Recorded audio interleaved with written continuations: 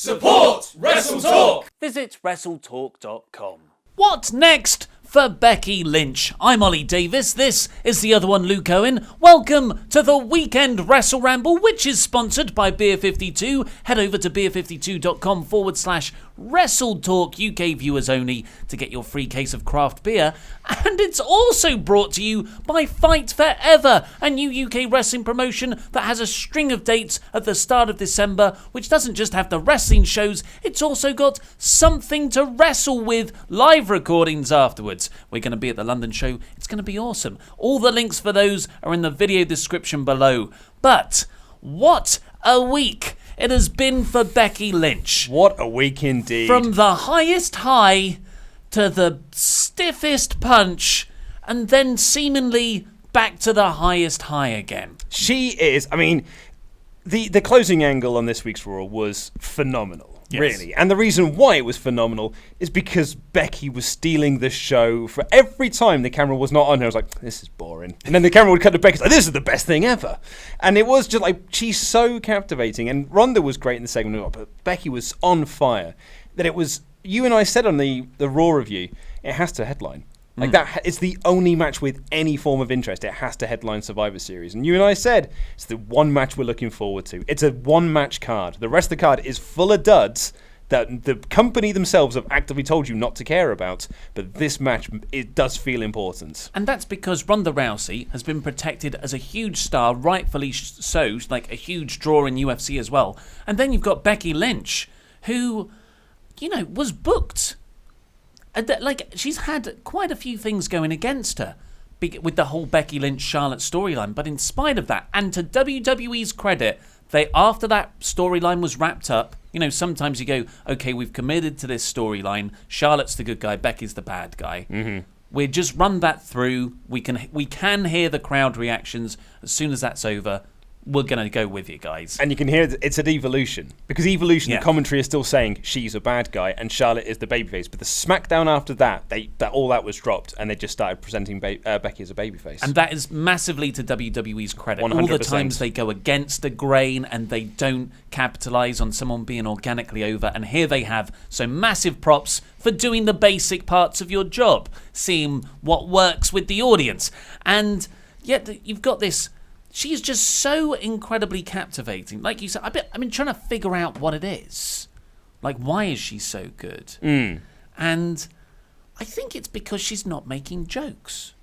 Yeah, it's a part of it. Yeah, absolutely. She is being funny on Twitter, but she's being funny in a threatening way. Yeah. That's exactly it. Like I did a video about Becky Lynch almost around about this time last year, and I think it was actually just before December, where I was like, what are they doing with Becky Lynch? Like, she is an absolute star that they've got there. She's got so much potential. But yeah, that was in a period where she went through like 18 months without anything to do on the main roster.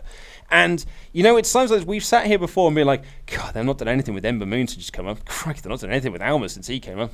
Not done anything with... Actually, they haven't done anything with any of the NXT call-ups, with the exception of AOP, who've now just won the tag titles. But, mate, give it 18 months, and maybe we'll be sitting here going like, Ember Moon's the biggest star in the company now, I guess. You would hope so. Yeah, so you just got to give them time. Yeah, I mean, it's not like they've got NXT and all that stuff before them There's not enough TV hours in the week to get everyone over, Oli Davis. That's the problem. 3 hours just isn't enough. It's an uphill struggle. It really is. But John Pollock of Post Wrestling actually reported, WWE agreed with us, Ronda versus Becky was going to be the main event.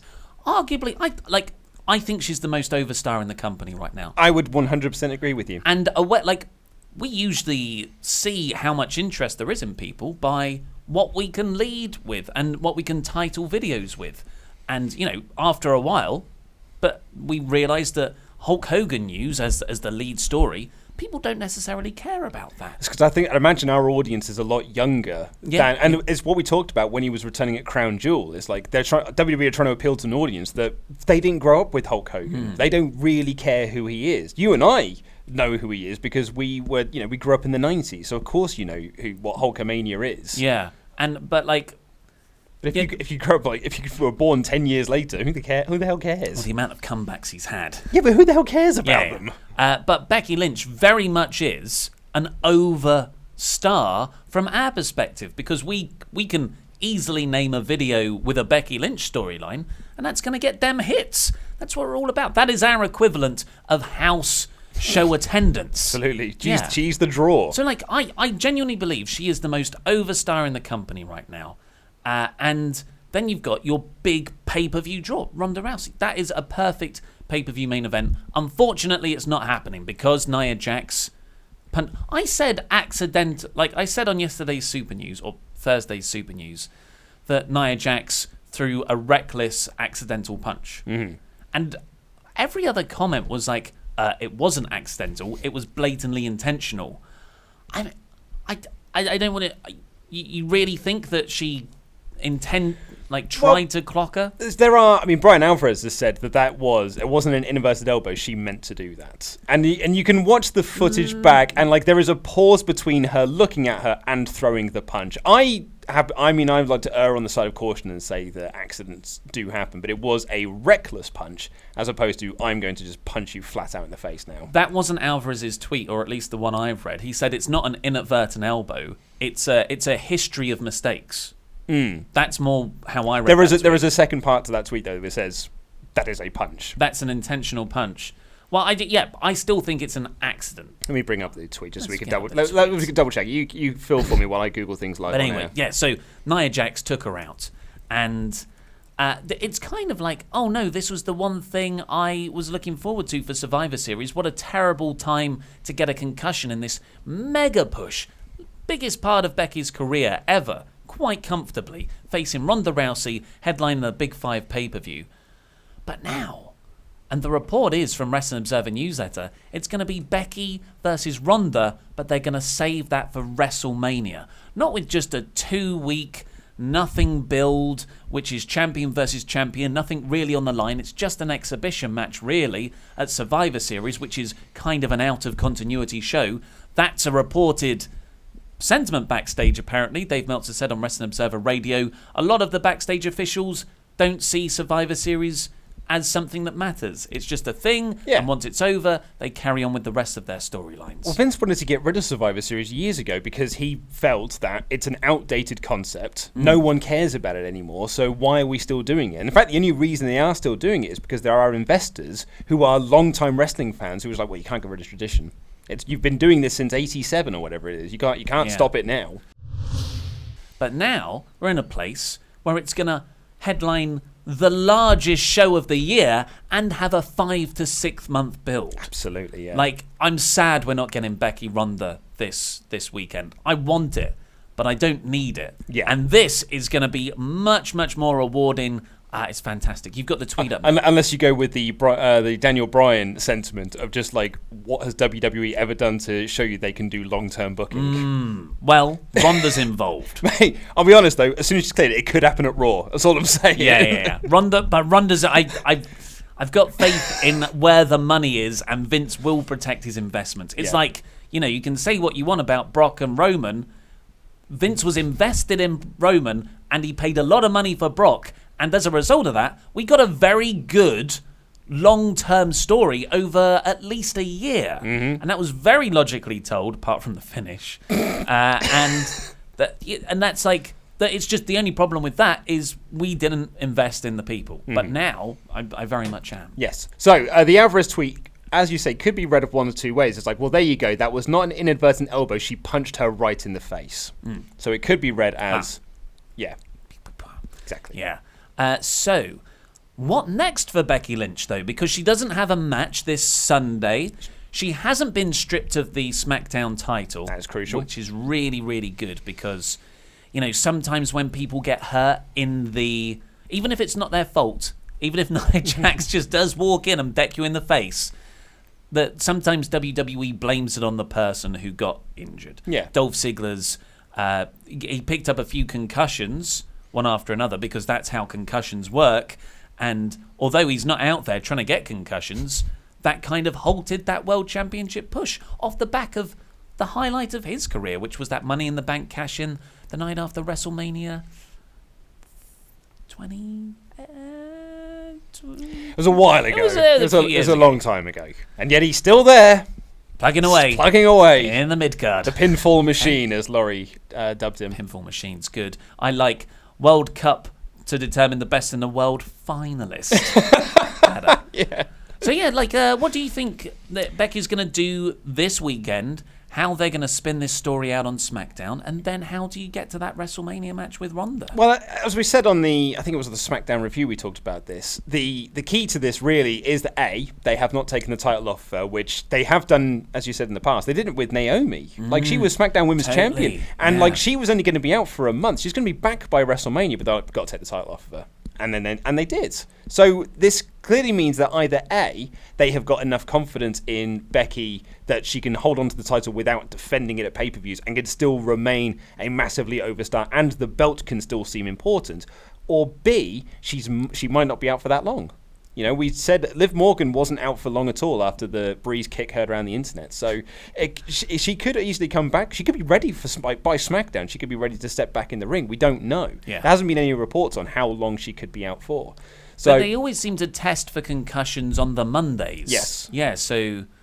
Yeah. So she might be A-OK come next Tuesday. And then you can build to whatever match you're going to do at TLC. And then I guess the Rumble, because that'll be the next time. Well, I suppose TLC, they'll both be on the same show again, won't they? And I think that's kind of what you want to do, is you want to use the pay-per-views where they're both in the same building. Don't do Raw versus SmackDown invasions. Just wait till they're both on the same show, just crossing paths down the hallway, pull apart down the hallway while they're getting ready for their respective title defenses. Then essentially just Becky keeps defending her title and keeps winning. Ronda keeps defending her title and keeps winning. Both go through, and then they both maybe have the champion match at the Royal Rumble, at WrestleMania rather. Downside to that, as I'm sure many people probably point out, that does render the Women's Royal Rumble meaningless. Because if it is a champ v champ match, then the Women's Royal Rumble winner, which is very important because mixed match challenge is now involved, doesn't have a match then at Mania. Oh, why would it not? Well, because if the winner of the Women's Royal Rumble gets a title match at WrestleMania, and if it's a champ v champ, if both the champions are involved in a match... Oh, I see. I thought you meant if it was champ versus champ at Royal Rumble. No. Yeah, you mean at Mania. I see what you mean. So, well, here's how I would do it. Are we going into fancy booking warfare? So... Oh, and it's big. Shake of the hands. So whatever happens this weekend, I've already said I think it should be a double DQ. You don't want to... I mean, but more... You can get away with it more with Charlotte, but definitely if it was Becky Ronda this Sunday at Survivor Series, double DQ. And the way you do that, if it's the main event, you have this hot post-match angle where Ronda's 4 horsewomen friends, Marina Shafir, Jessamine Duke, and NXT Women's Champion, or may not be after TakeOver, Shayna Baszler. Mm-hmm. They all come up and they help Ronda beat Charlotte. Or there's some shenanigans there. Big schmoz. Yeah. And I wouldn't position Ronda as a heel there. I'd just position her as a badass tweener. Mm-hmm. Or maybe there's an initial bit of, oh, but I'm a babyface. You guys are doing nasty tactics. But then they'll meet in the middle somewhere. I think sorry to step on your... I think tween is probably the best way to do that, because the crowd are going to be so behind Becky and whoever Becky is with that you can't really then present Ronda as the smiling baby face as well, especially if she's cutting promos about their target audience. And herself. As a millennial. Yeah. But I also wouldn't have her go full heel. I think, one of the great things about the Attitude Era is you had all these guys who were just pissed off. Shades of grey, as Vince Russo put it. Yeah, they're like the one thing, heel or babyface, they were all just very angry and all wanted to hurt each other. And get the main thing, get the title. Yes. And that's really what Becky epitomizes as a character at the moment. I think that's working so well. So, whatever happens, Becky has her title match at the Royal Rumble. But Ronda Rousey costs her it. Yes. Crikey. Ronda is still Raw Women's Champion. Becky now has to win. She enters herself as a surprise entrant in the Women's Royal Rumble, wins that, and then I'm challenging you at WrestleMania for the Raw Women's title. And then you have because underdog Becky might, well, I say that. Now I love champ Becky. Now I love the man Becky with the title round her waist. And then you have that match there, but in between, I really like your Elimination Chamber idea we discussed on yesterday's Survivor Series predictions of having the 4 horsewomen versus 4 horsewomen match at that show. Yeah. I think that would be really exciting. Because then you could spin off from that and do a 6-man or a 6-woman at WrestleMania. And just do Ah, Charlotte, yeah, Bailey, yeah, Banks yeah. versus Shafir, Duke, and Baszler. Or even cut it out even more if you've got the tag belts by then. Sasha and Bailey versus Shafir and Duke, and Charlotte versus Baszler. Well, hang about, mate. That's 3 women's matches on the card. Then get out of town. Yeah, and one of them's the main event. I think, you look at Raw this week, and mostly Raw. Half of that show was women. I was going to say there wasn't a women's match on SmackDown. Yeah, it had that good segment. But half of Raw was lady. It was XX chromosome. There was not a Y chromosome in half that show. Yeah. And I didn't even notice that. Well, that's until a good thing, few days later. That's always a good thing. Yeah, because I don't really care about the genders unless it's being shoved down my face. I care about engaging programming. So it's good. God, What do you're you think such an about that idea? SJW. Yeah. I also think that's a great idea because it is underdog Becky, and you can imagine as well at Rumble if they do your booking idea, the crowd will be so furious that Becky has lost the title. I mean, that will put so much heat onto Ronda that you almost have to go fully fledged heel at that point. You can't really go too tweener with that. Or if it's Baszler that does it. Or if it's Baszler, that's also a way around it. So if you've then got Becky, the crowd are nuclear. I'm talking Daniel Bryan is not in the Royal Rumble levels of we hate this. And then at number 30, whoever wins Mixed Match Challenge, their music plays, but then they're laid out backstage. Becky comes down instead. Huge monster pop from the crowd. Yes, that's the way to do it. That's the way to do it. And then you have underdog Becky getting into the match. Corey Graves as the heel commentator. She's not even supposed to be in this match. The commentator's getting behind her. The babyface ones at the very least. Renee Young would be great. And then she wins the Royal Rumble. Yeah, totally under my Mixed Match Challenge. I love it. But you can have Becky come out and say, but that's against the rules. And you're well, so is the way she lost her title. Yeah. And then it's just badass Becky. Oh, what a moment. I mean, I like the laying out backstage, but I would have them come out and then everyone's deflated. But then Becky comes out and takes them out on the ramp and then comes down. What was the Elimination Chamber that Edge did that for? Oh, yeah. I remember the spot. Anyway, this sucks that we're not getting Becky Ronda tomorrow, but I really do think it's actually for the best. And you're right, it is. A few people have tweeted this to us, and I do agree with it that, perhaps actually being able to delay this, not doing it in 2 weeks, but doing it in 5-6 months is a much better way. We can get more excited and more amped for it. And unfortunately, the way that we're going at the moment with the WrestleMania 35 card, it's sort of already fallen apart. They planned to do Triple H Batista. They planned for a Roman Reigns Universal Championship defense, and they were planning for Ronda versus Charlotte. All of those things have fallen apart. Triple H is injured. Roman's out with getting his treatment for leukemia, and Charlotte has been completely flattened out by the Becky feud because they booked that feud wrong. And so now we've got a match, and all of a sudden, interest in WrestleMania is picked right back up again. Yeah. So I think that's a really good move. And also, just in terms of what to do between Becky and Ronda matches, because you don't want to get Becky and Ronda every pay-per-view. You got TLC next. An Asuka heel turn, I'd love. She's the only other woman on the SmackDown roster I can see going up. Yeah, I mean, I was having this chat with a couple of people on Twitter the other day about who could be Becky's next contender, and the problem is the SmackDown women's roster is they've put so much focus on Becky and Charlotte that everyone else is so uninteresting and just no one looks like a viable challenger, not even Asuka. My reservation I would have against Asuka is that's just yet more losses for Asuka going for the title. I think she's had quite enough victories. Overall. Specifically for the championship. She lost to Charlotte, then she lost about 12 matches to Carmella when she was champion. Just losing again for the championship. That would spell the end for her as a credible challenger contender. Well, there is one other match, but I just don't see how they're going to make it happen logistically, but Becky versus Nia. Yeah. Oh, well. Yeah, spin off into that. Well, this is what we said about Evolution. If they'd have booked Brie versus Liv at Evolution, there's some real life stuff you can put into that. And you're absolutely right. If you did Nia versus Becky, man, there's some real interest in that. That's a great idea. Ronda already has Nia at TLC. She's the next challenger. But yeah, I just don't know how you would make that work. But if I was a booker, that's task one. I would have everyone just come up with all the possible ideas where we can make this make sense and make it happen. Yeah. Because, it's a hot feud. It is a hot feud. If you're wondering to yourself, what the heck is a crap gimmick? Well, Crap Gimmick is a segment we do here every single Saturday on the WrestleRamble magazine edition of the show, where you, the SWAF Nation, send in to us your crap gimmick suggestions, and then we, the bookers of said crap gimmick wrestling, decide whether we want to sign them to our roster, or as someone else put it, sign them to the underdevelopmental. I like underdevelopmental. Yeah. Non-developmental. Yeah.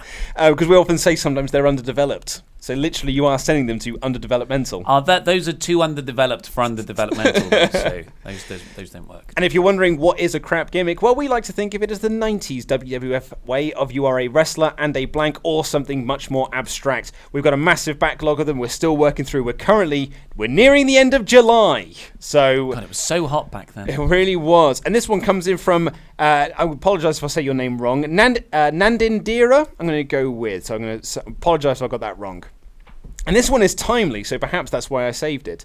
Cinder Godum, pronounced Goddam, so Cinder Goddam, is a wrestling manager who, in his heart of hearts, is actually a Pokemon trainer. He joined the wrestling industry because he was convinced that wrestlers are actually Pokemon. What else do they talk about using...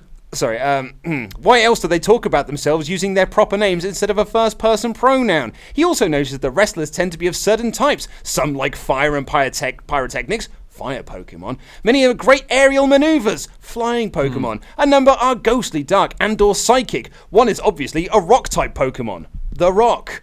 And the reason why quite a few always come out looking dripping wet is they've just done the Ice Bucket Challenge. Well, it's because they're water Pokemon, of course.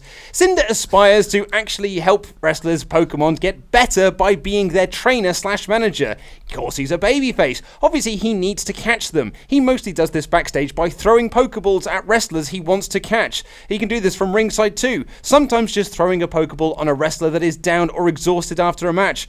Wrestlers often walk down to the ring, making Cinder think the Pokeball was not strong enough to contain them, but some wrestlers do choose to play along. The moment of waiting to see whether or not a wrestler will be caught is a moment full of anticipation. Imagine a wrestler deciding to be managed by Cinder after months and months of ignoring his hopeful throws of a Pokeball. If a wrestler is heel, he could use this as a way to turn face. Cinder, of course, does all the Pokemon trainer antics, such as running from the backstage with a wrestler in tow, to replace the one that is struggling in a match here and there, and he will yell, "It is super effective," when he considers his wrestler has just executed a brilliant move. Cinder's ambition is to collect all the title belts, which in his eyes are gym badges. Thank you for reading this, Luke. Hi, Ollie. Hi, Laurie. Thank you so much for the always wonderful show. Wish you luck facing the Cultaholic lads. Hope you enjoy this beautiful summer, Nadindira. P.S. You don't have to read this out, but I happen to be a girly girl who loves and watches wrestling more than my husband does. Brackets, he does love it though. Please don't let this affect your assessment of the submission, but I thought I would mention it since I don't notice many female viewers speaking up on the show. I thought you might appreciate knowing your work appeals to someone like me too. Thank you so much for all you do. I was all for it until that little bit at the end where they're obviously trying to get positive discrimination. There will be no positive discrimination here. Yeah. But what do you think of Cinder Goddam? I really enjoyed the female voice and perspective that they brought to that. And I was really confused while you were talking about it. I was like, but why are they called Cinder Goddam? And then Ash Ketchum from the Pokemon show, Cinder, Ash, Goddam. Yeah, okay, I'm with you now. I'll be honest, that went over my head as well. I really do like the idea of this. It's essentially a manager that you've pitched coming down with initially just one wrestler, but then they get 2, 3, 4, and they trade out the wrestlers when they're getting close to fainting.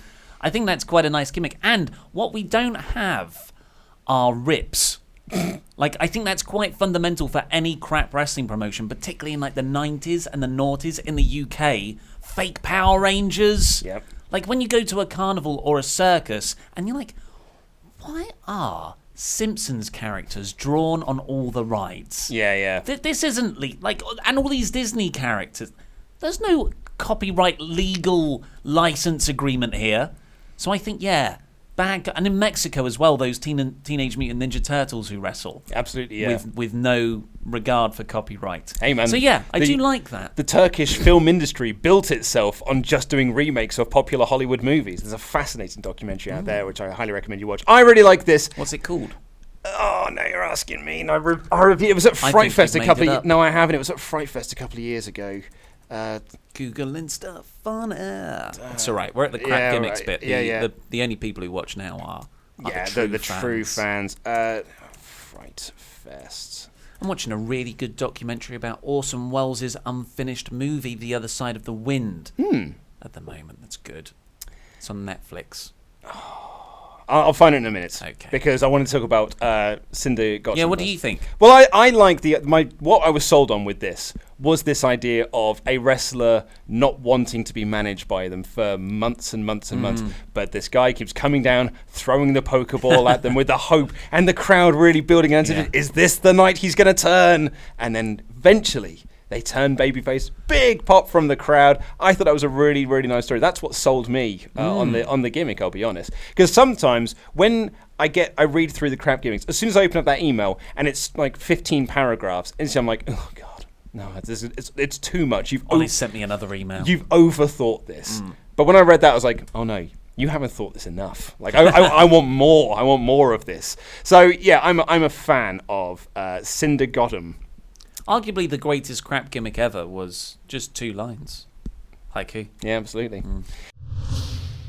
Greg Ford sent in on July 22nd, Tea Room Teddy. Tea Room Teddy is a babyface who is obsessed with tea. He dresses himself in outfits depending on his position on the card. As an example, if he's in an opening match, he is dressed similar to green tea or peppermint tea, as he needs to set the crowd up for the rest of the show. However, if he's in the main event, he will dress similar to chamomile tea, as he needs to help the viewer get ready for bed once the show is over. He also has his own talk show called Tea with Teddy, where he invites people on the show to enjoy his favourite tea of the week. He wrestles a very refreshing style, which counterbalances his opponent, thus makes him seem in tune with his opponent. His finisher can be the chamomile clutch as a submission move. His other finisher is the Moroccan Mint Madness, where he knocks his opponent outside the ring and after drinking some Moroccan mint tea, hits them with a headbutt, then collapses into a pin.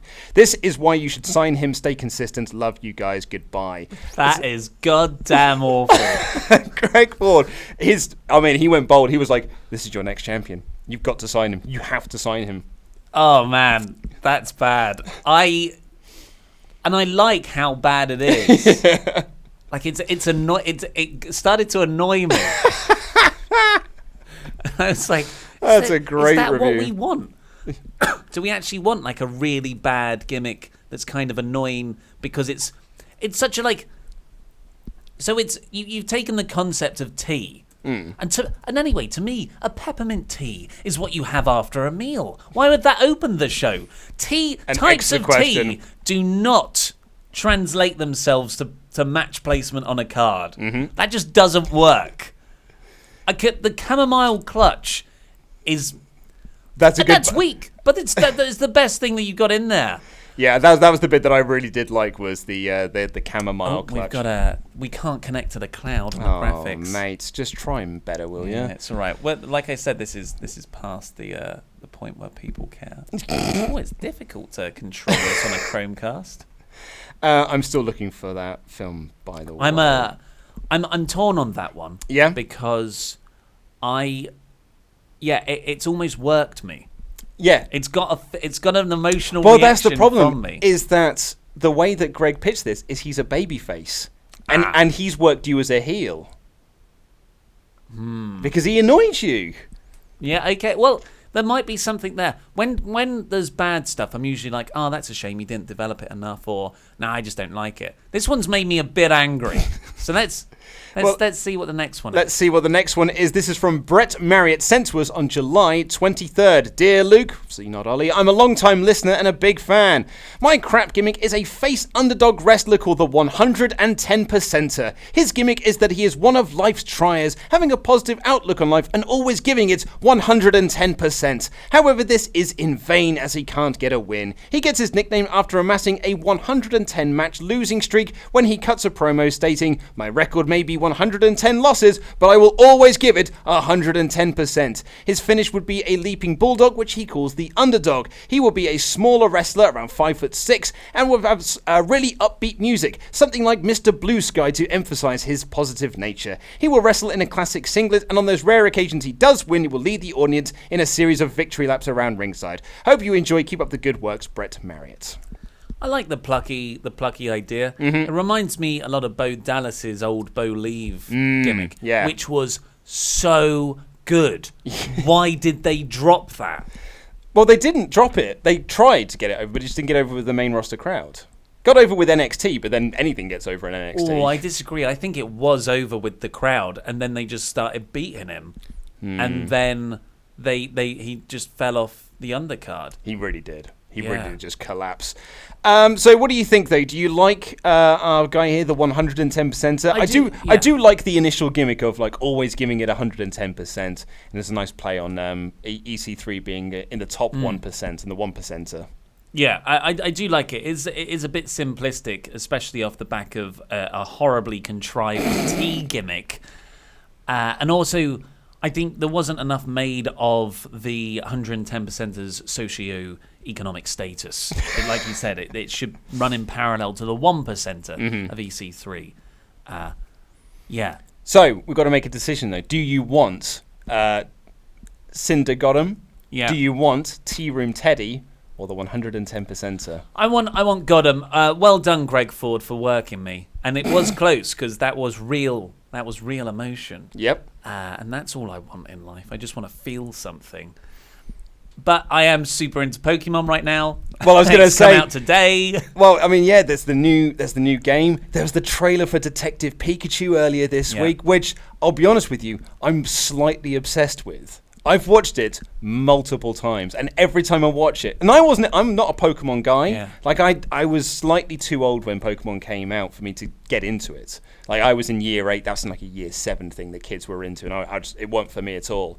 But that trailer is so good. It looks awesome. And it looks rad. The same day we watched that, the day after, Keith Lee sent us his Beyond the Mat intro. He did. And he was wearing a little Pikachu cap. He was. So if Keith Lee likes Pokemon, place. it's cool. I found that film, by the way.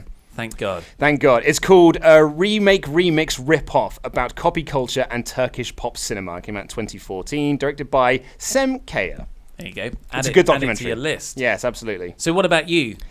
What about me? What about Raven? I mean, it's got to be the Cinder, right?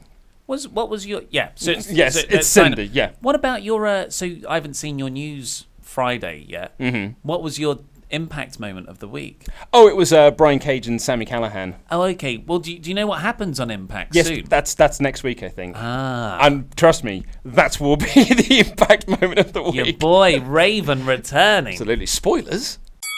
And if you want to send in your mailbag question, all you have to do is become one of our awesome pledge hammers over on Patreon at any dollar amount, and then you can leave them in the community area. Thank you so much. We've been inundated with mailbag questions this week. I put up a post. There were like 50 odd replies, so we're not going to get through every question. I do apologize. We are tight for time, but we're going to try and get through as many of them as we possibly can. I also wanted to send a thank you to Cranbone for your very nice message that you left on the Patreon page about the work that we do here. So thank you very much for that lovely little message. Cheers, Crambone. I mean, it was mostly for me, but thank you very much nonetheless. Connor Kieran is also, he was at the Prince Charles Cinema show on Tuesday, and he said it was... He won the competition. He was, and he said it was an awesome night, great new merchandise, great atmosphere, and definitely think you should do it again. I know it might be harder, but could you put on pay-per-views, like older pay-per-views? Could re-watch those together and cheer along? That was your idea as well, yeah, we talked about it. I don't know if there's much interest in that, but we'll and I don't logistically get in the rights to screen the WWE network. Well, something we're thinking of loads of ideas. Absolutely, yes. But we will be doing more live shows in the new year. Someone else who was at that show was George Phillips, King George Phillips. Yes. If you guys didn't do this for a living, this is his question, obviously. If you guys didn't do this for a living, would you still be watching wrestling? Lots of love, King George. Yes, of course, but nowhere near as much WWE. I would watch more New Japan, I would watch more Ring of Honor, I would watch a lot more indie stuff and go to indie shows live. It's hard to complain about a job so terrific, but you do get a bit wrestled out. Mm-hmm. I never thought I would say that. It's Busman's Holiday. 4 years ago, yeah. So I would, especially last year, I didn't see hardly any wrestling shows live, but I would at least see one live indie show a month back in, before I started on all this. But nowhere near as much WWE. I would probably only watch highlights of Raw. I definitely wouldn't watch the whole thing. I'd watch big pay-per-view matches, and I'd watch the Big Five. What about you? Absolutely, because I've watched much darker times of wrestling and still watched it. But week to week though. Week to week, I was watching it week to week then as well, but just watching being like, God, this is awful. I hope it gets better, and then it never did, and then eventually it did. I just think that from 2006 till about 2014, WWE was unwatchable. Now it is watchable, and that is a major step up. And like you, I would just watch highlights of Raw and SmackDown, I'd imagine, because I didn't 3 hours. It's too much to watch, and I would probably watch pay-per-views because I've got the WWE Network, and I would watch NXT. So yeah, absolutely, I would still watch wrestling. I think I would watch more old stuff than I would new stuff. That's for WWE wise, which is what I was doing before I started working archive, here. Yeah. Noah Trombley, do you think Cody Rhodes, Kenny Omega, and the Young Bucks are heading to WWE? If so, will WWE use them right? I mean, time would tell if they use them right. I can't really judge that question. But the word on the grapevine is that Cody wants to do more stuff with New Japan in the new year, particularly wants to do the G1. Omega and the Young Bucks is a different question, I suppose. What do you think? I think once, I mean, they're all so independently minded. The Young Bucks, probably chief of that, Cody has realised that upon leaving WWE, and Omega is just an artist at the peak of his art form. And now that they've done All In, why would you want to? It sort of unlocks something in you where you would go, well, why would I go and work for someone else when I can do this by myself and have all the control over it and a lot more freedom? So I think they'll at least stay on the indies for another year to do various matches and like Cody's acting career, another All In. Yeah. And then when Omega starts to think, I can't do the kind of matches that I want to do in New Japan just because his body's getting older, that's when I think WWE might look more attractive to him. Yeah, he'll do the Shinsuke Nakamura of just totally. I cannot do this New Japan style anymore. I'm going to go to WWE where it's safer in some respects, and it's not a lighter schedule, but I'm not working as hard as I would have done if I was in New Japan. Vicky Barton asked, with Daniel Bryan turning heel and not being quotes terribly booking. Oh, no, not by terrible booking, but by request. Who are your top 5 talent that have a say on their character? Not sure I fully understand the question, Vicky, but if you're asking who has a say on their character, I'd say that there's not many that have full control. Triple H is obviously one of them, and Taker and that, and John Cena. But well, even John Cena wanted to turn heel, and they said don't turn heel. Yeah, that's true. Yeah, and a lot of people, So those 3 though, Triple H definitely, Undertaker without a doubt. Mm-hmm. But I think Undertaker and Vince are kind of aligned in what they want. Yeah. Brock.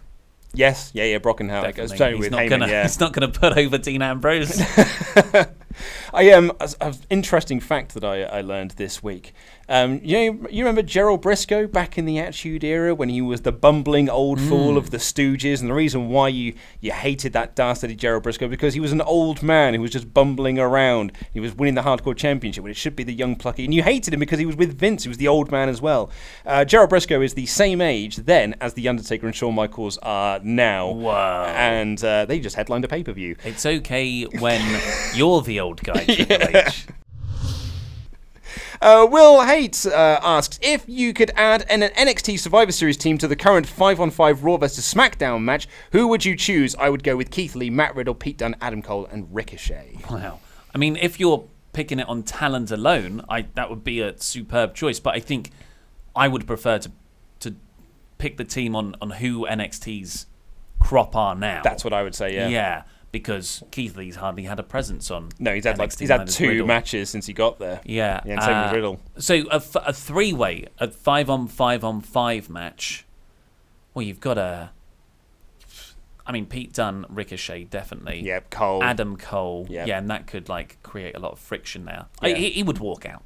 He would walk out eventually. It's 2 more spots left. But you could always Gargano and Ciampa. Yeah, Gargano and Ciampa, absolutely. Yeah.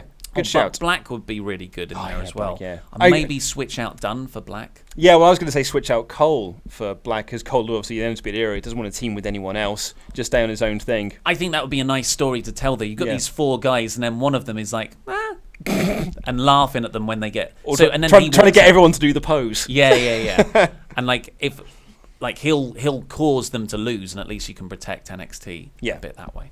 Rob Ponton asks, who will be the first NXT UK wrestler to be called up to NXT and then to the main roster? For me, it's Dunn to the main roster and Gibson to NXT. Okay.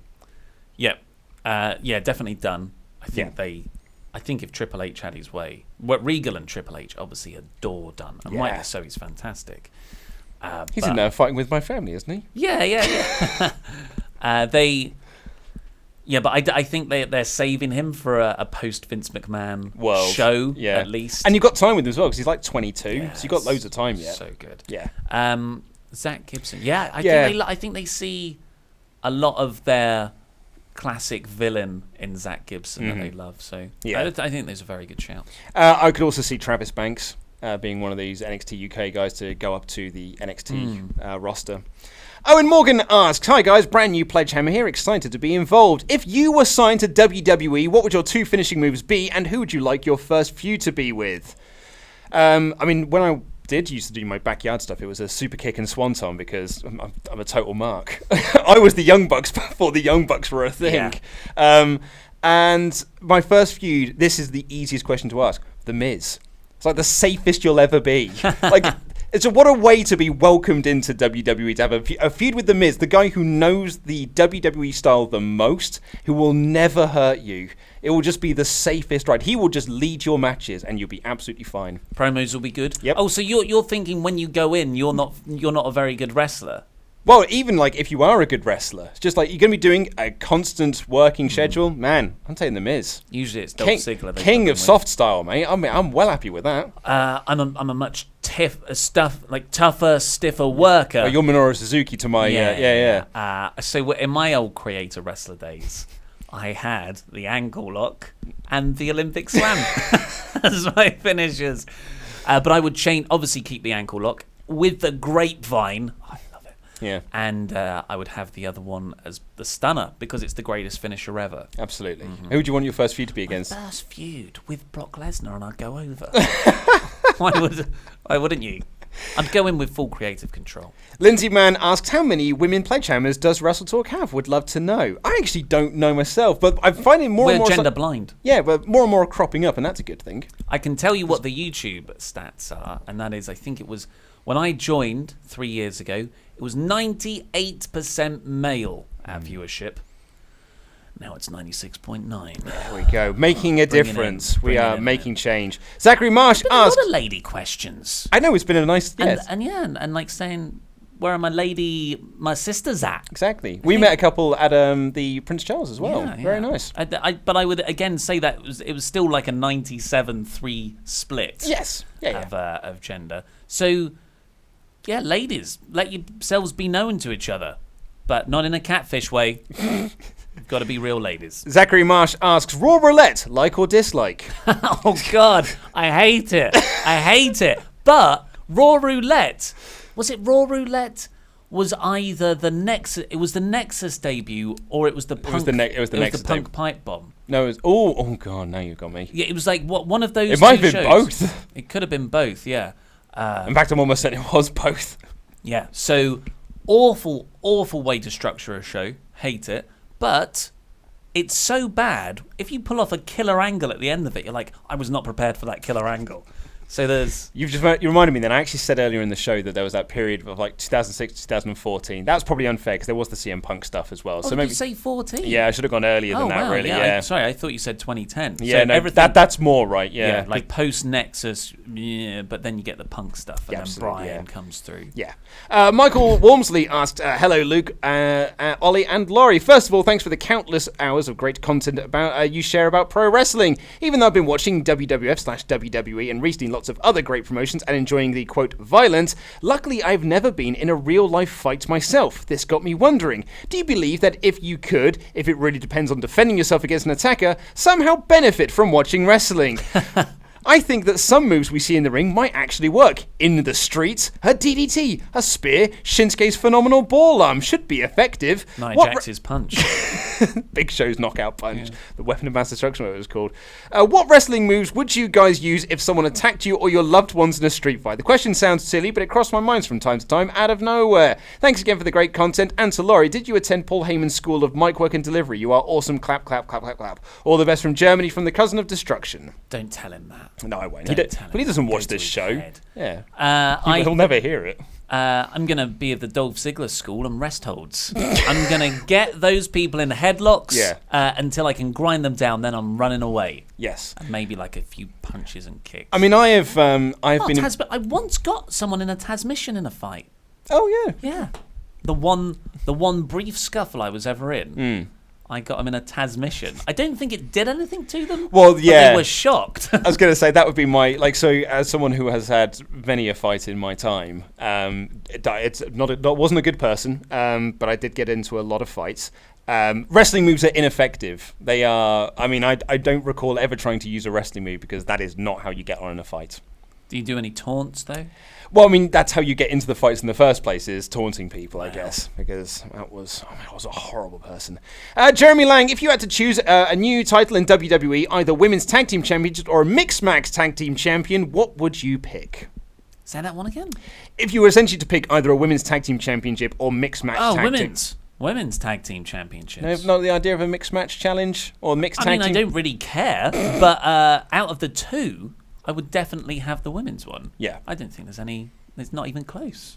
One last question, because this will round us off quite nicely. From Toby Bowler, is Becky Lynch the most over female wrestler of all time? I'm unfortunately going to say no. I mean, it's only really been a month or 3 weeks that the WWE machine has been behind her. But I'm also going to say no for a slightly different reason, is that the audience is so much smaller than it was. Like, you look at someone like Sable or Trish in the Attitude Era and how over they were. Granted, not for their in-ring skills or their promo abilities, but they were... China, they were more over because the audience was so much larger. There were 8 million people watching wrestling, on a week-to-week basis, and they were getting bigger reactions due to the fact there was more people. I would discount, Sable because, hey man, she was women's champion. Yeah, I know. Like Vince Russo in Beyond the Mat. It's like, you sell your back and they're not going to think you can wrestle. But I definitely agree with China and Trish and Lita. I would say, in history, so far, I'm more over than Becky Lynch. Like, as great as Becky Lynch's run is right now, it's 3 weeks old. Yeah. So time will tell. But and the audience needs to grow by about 60%. But that is all we've got time for today. This is usually Ollie's thing, but I was waiting for him to do the outro and he wasn't doing it. Well, I'll say also, go over to beer52.com/WrestleTalk to get your free case of craft beer, UK viewers only, and another UK only thing, because it's a string of dates around England, maybe one in Scotland. It's Fight Forever UK, which is a new wrestling promotion that do not just wrestling shows with the likes of Cody Rhodes, Flip Gordon, Jimmy Havoc, but also a live Something to Wrestle With recording with Bruce Pritchard and Conrad. I just got done listening to their William Regal episode. Oh, that's on my list. It's really good, obviously, because it's a fascinating life story. And half of it I didn't know, because you get Bruce's side of things, which is not just the WWE official side of things. And then after that, after parties hosted by The Godfather. Come on now. Incredible stuff. So click the link in the video description below to go and find out more about Fight Forever Wrestling. But that's all we've got time for. Click the videos that have just appeared below to watch our Survivor Series and NXT predictions. NXT's tonight, and we'll be back tomorrow with a review of that. I've been Ollie Davis, this has been Luke Owen, and that was Rambling.